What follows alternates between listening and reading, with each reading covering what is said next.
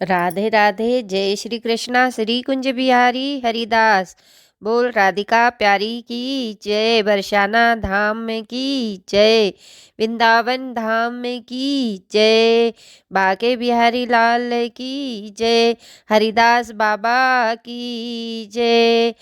आप सब कैसे हो? आशा करती हूँ प्रभु कृपा से आप सब अच्छे होंगे। और चैनल पर पहली बार आए हो तो सब्सक्राइब करके बेल आइकन का बटन भी प्रेस कर देना और घंटी को भी दबा देना, जिससे कि पहले वीडियो आप तक के पहुँचे। और कथा अच्छी लगे तो अपने मित्र परिवार में शेयर करना। कमेंट में राधे राधे, जय श्री कृष्ण, जय माता दी लिखना और एक लाइक अवश्य कर दे। तो आइए सुनते हैं आज एक प्यारे भक्त की कहानी। अपन रोज सुनेंगे श्री कृष्ण से जुड़े भक्तों की और भक्तों की महिमा और प्रभु की महिमा के बारे में। तो आज एक वृंदावन का बहुत ही सुंदर भक्त की कहानी। श्री वृंदावन की ब्रजभूमि में रहने वाला चंदन अपने माँ बाप का एकलौता बेटा था। दिन भर वो ब्रज की रज में लोटपोट होता रहता, अपने सखाओं के साथ अटखेलिया करता, सखाओं के साथ गैया चराने जाता। शाम होने पर यमुना जी में स्नान करके वापस घर आकर माँ बाप के चरण छूकर प्रसादी पाता। यही उसकी दिनचर्या थी। चंदन भी धीरे धीरे ठाकुर जी के प्रति सखी भाव जागृत होने लगा। अब वह ठाकुर जी की सखिया की तरह चलता, कभी कभी सर पर चुनरी ओढ़ता और कभी कभी आंखों में काजल भी लगा लेता। एक दिन उसके मामा, जो कि बनारस शहर में रहते थे, वृंदावन आए। जब उन्होंने चंदन को शकी भाव में देखा तो हैरान होकर चंदन की माँ से बोले कि चंदन तो आपका एकलौता बेटा है, इसको थोड़ा पढ़ा लिखा लो ताकि वह कुछ काबिल बन सके। चंदन के माता पिता उसकी मामा की बात सुनकर सोचने लगे कि हाँ, आप कह तो ठीक रहे हो। और उन्होंने चंदन को उसके मामा के साथ शहर पढ़ने के लिए भेज दिया। शहर में पहले तो चंदन का मन नहीं लगा, लेकिन धीरे धीरे उसका मन वहाँ लगने लग गया और बड़े अच्छे से पढ़ाई करने लगा। चंदन अब बड़ा होने लगा। चंदन चाहे शहर में रहकर वह रज बस गया था, लेकिन उसके अंदर ब्रज रज का रस कुट कुट कर उसके प्रत्येक रोम रोम में बसा हुआ था, जो कि उसको कभी भी ब्रज से दूरी महसूस नहीं कराता था। इसलिए वह अपने आप को वहाँ अकेला नहीं समझता था, क्योंकि वह अपने अंदर ही पूरे आनंद में रहता था। चंदन की कक्षा में एक छात्र उसकी सखा बन गई, जिसका नाम था ललिता। ललिता के माता पिता का बचपन में ही स्वर्गवास हो चुका था। वह अपने नाना नानी के साथ रहती थी। वह बहुत ही सीधी सादी लड़की थी। चंदन और ललिता खूब बनती थी। स्कूल खत्म होने पर दोनों इकट्ठे ही आ गए कि पढ़ाई के लिए कॉलेज में प्रवेश हुए। वहाँ पर इकट्ठे पढ़े पढ़े। चंदन की पढ़ाई अब खत्म हो चुकी थी। वह अपने घर वृंदावन धाम जाने के लिए तैयार हुआ तो उसने ललिता को कहा, क्या तुम मेरे साथ वृंदावन धाम चलोगी? तो ललिता ने अपने नाना नानी की आज्ञा लेकर चंदन के साथ जाना स्वीकार कर लिया। जब चंदन अपने मामा जी से विदा लेकर वृंदावन धाम पहुंचा तो वृंदा धाम में कदम रखते ही चंदन के हाव भाव बदल से गए। वह तो एकदम से सखी भाव में आ गया। उसकी चाल नर से नारी जैसी हो गई। वह अपनी कमर में हाथ रखकर चलने लगा। अचानक से उसकी चाल में आए परिवर्तन को देखकर ललिता हैरान होकर उसको देखती रही, लेकिन वह बोली कुछ नहीं। अब चंदन अपने घर पहुंच चुका था। घर जाकर उसने अपने माता पिता के चरण छुए और ललिता के बारे में उनको बताया। ललिता की सुंदरता और सादगी को देखकर चंदन के माता पिता भी बहुत प्रसन्न हुए। काफ़ी दिन हो चुके थे ललिता को वृंदावन आए हुए। तो जब उसने चंदन से जाने की आज्ञा मांगी तो चंदन ने अचानक उनसे उसको कहा कि क्या तुम मेरी जीवन सांगनी बनोगी? अचानक से यह सुनकर ललिता घबरा कर और लज्जा सी हो गई और उसने मुस्कुराकर हाँ में हामी भर दी। अब उन दोनों की शादी बड़े धूमधाम से संपन्न हो गई, लेकिन ललिता को कभी कभी चंदन का व्यवहार अजीब सा लगता था। चंदन कभी कभी अपनी साकी आंखों में काजल लगाकर, सर पर चुनरी ओढ़कर, कमर हाथ पर रखकर न जाने कौन सा नृत्य करता रहता और किसको रिझाता रहता। ललिता को यह सब समझ नहीं आता। एक दिन उसने पूछा कि आप कभी कभी ऐसा रूप क्यों धारण कर लेते हो? तो चंदन मुस्कुराकर उसकी तरफ देखने लगा और तभी उसने मन में कुछ निश्चय किया और कहा कि प्रिय, तुम सुबह तैयार हो जाना, मुझे तुम्हें कहीं पर लेकर जाना है। ललिता को कुछ समझ नहीं आया, लेकिन पति की आज्ञा को मानकर वह जल्दी सुबह उठकर तैयार हो गई। चंदन उसको बरसाना धाम लेके गया और किशोरी जी के निज महल में जाकर उसने अपने पाँव में घुंघरू बांधकर, आंखों में काजल लगाकर, कमर पर चुनरी बांधकर नृत्य करना शुरू कर दिया। ललिता उसको देखकर हैरान हो रही थी कि अचानक से चंदन को क्या हो गया है।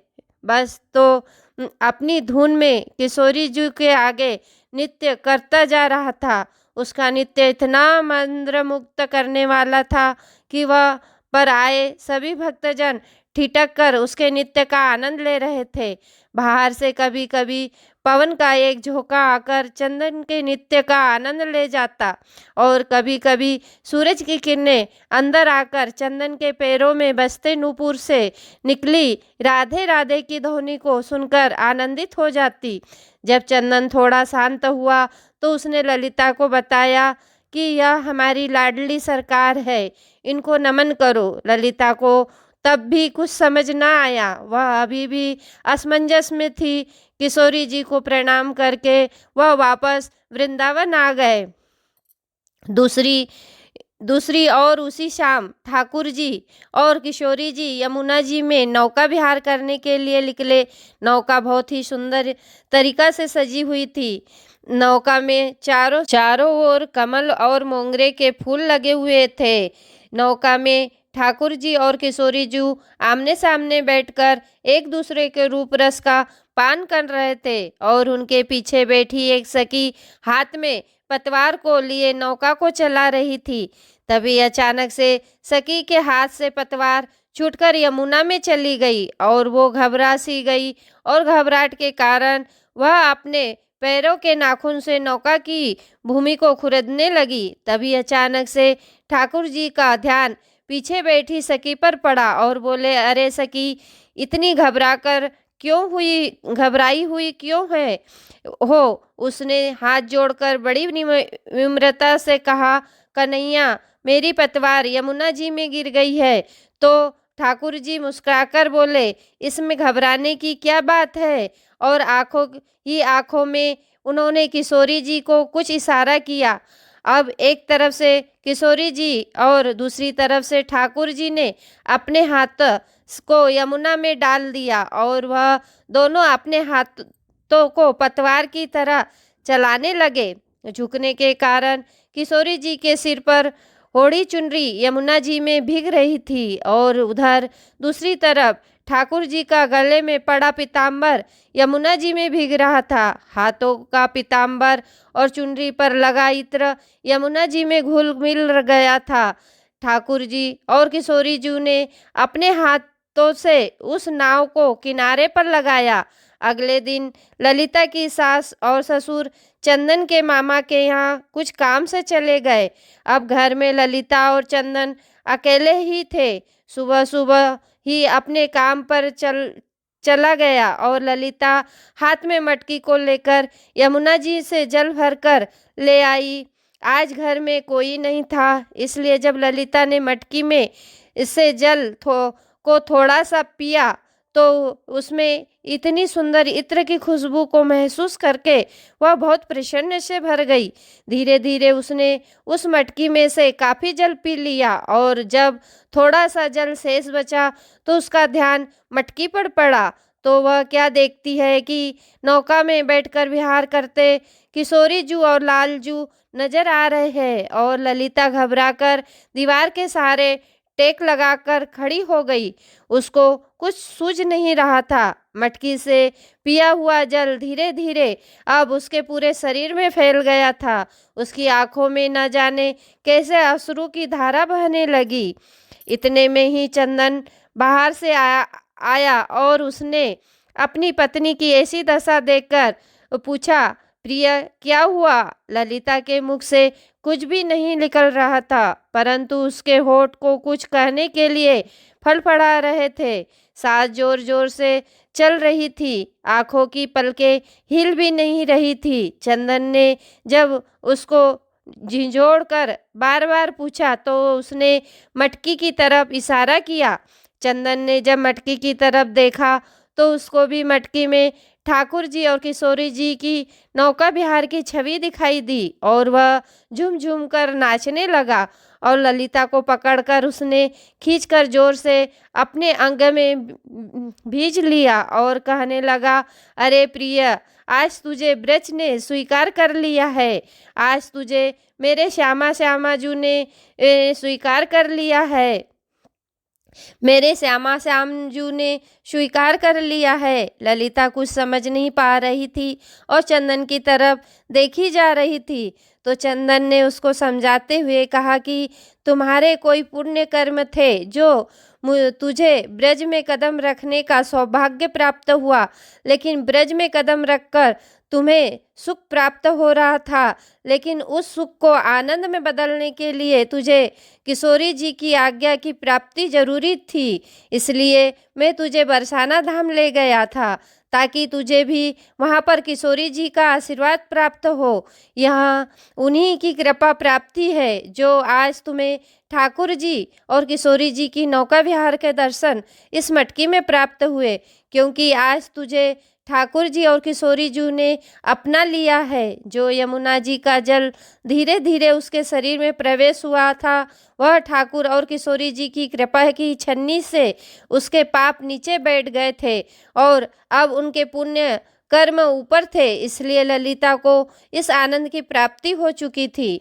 ब्रज में तो हर कोई आता जाता रहता है और उसको सुख की प्राप्ति होती रहती है, लेकिन जिस पर ठाकुर जी और किशोरी जी की कृपा हो उसको सुख के साथ साथ ठाकुर जी के आनंद की प्राप्ति होती है। इसलिए हमें ठाकुर जी के मीठे आनंद को अपने रोम रोम में प्रवेश करा के उस आनंद से प्रसाद प्रेम की मृत तृष्णा को इतना बढ़ाए कि वह प्रेम आँखों में निकलने वाले नमकीन अश्रुओं के द्वारा बहकर ठाकुर जी और किशोरी जी की मीठी कृपा से सरोवर हो जाए। राधे राधे, जय श्री कृष्णा। कथा अच्छी लगे तो अपने मित्र परिवार में शेयर अवश्य करें और कमेंट में राधे राधे, जय श्री कृष्णा, जय माता दी लिखकर एक लाइक जरूर कर दे। राधे राधे।